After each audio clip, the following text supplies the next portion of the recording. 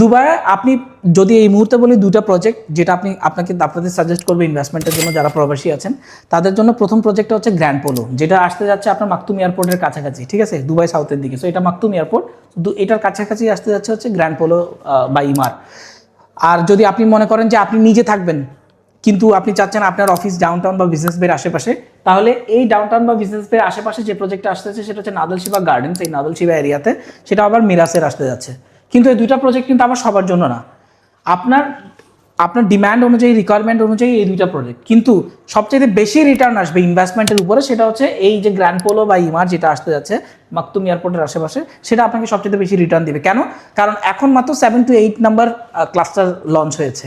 এখানে 22 ক্লাস্টার্স আসবে। 22টা ক্লাস্টার যখন 20 থেকে 22 নাম্বার ক্লাস্টার যদি আমরা হিসাব করি, এখন যে প্রাইস আপনি পাচ্ছেন অবভিয়াসলি 10 to 20% বেড়ে যাবে। তখন আপনি চাইলে প্রপার্টি ফ্লিপ করতে পারেন এবং হ্যান্ডওভার পর্যন্ত যদি রাখতে পারেন 30 to 50% অ্যাপ্রিসিয়েশন ফোরকাস্ট করা যায়। আর আপনি যদি নাদল শিবা গার্ডেন্স দেখেন, নাদল শিবা গার্ডেন্স কি বলবো, ডাউনটাউন সম্পর্কে বলার মতো তো কিছু নেই। বুর্জ খলিফা, এখানে 100 মিলিয়ন ভিজিটার আসছে শুধুমাত্র দুবাই মল দেখতে। গত বছর যে 18.7 মিলিয়ন ট্যুরিস্ট এসছে দুবাইয়ে, তার অবশ্যই 90% ট্যুরিস্ট অবশ্যই কোথায় এসছে, এই ডাউনটাউনে এসছে। সো ডাউনটাউনে এবং বিজনেস বেতে প্রায় 2 লাখের উপরে মানুষ জব করে। প্রায় আপনার 20,000-এর মতো অফিস আছে বিজনেস বেতে।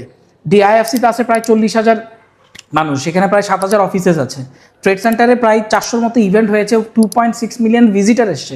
তাহলে এসব কিছু আপনি যদি কাউন্ট করেন তাহলে আপনার জন্য অবশ্যই এই প্রোডাক্ট। কিন্তু মাকতুম এয়ারপোর্ট সম্পর্কে যদি আপকামিং যে লোকেশন যেখানে সবচেয়ে বেশি ইনভেস্টমেন্ট দুবাই গভর্নমেন্ট করতেছে $35 বিলিয়ন, এখানে করতেছে 135 বিলিয়ন দিরহাম, সাথে সাথে এক্সপো সিটিতে 57 বিলিয়ন দিরহাম ইনভেস্ট করতেছে।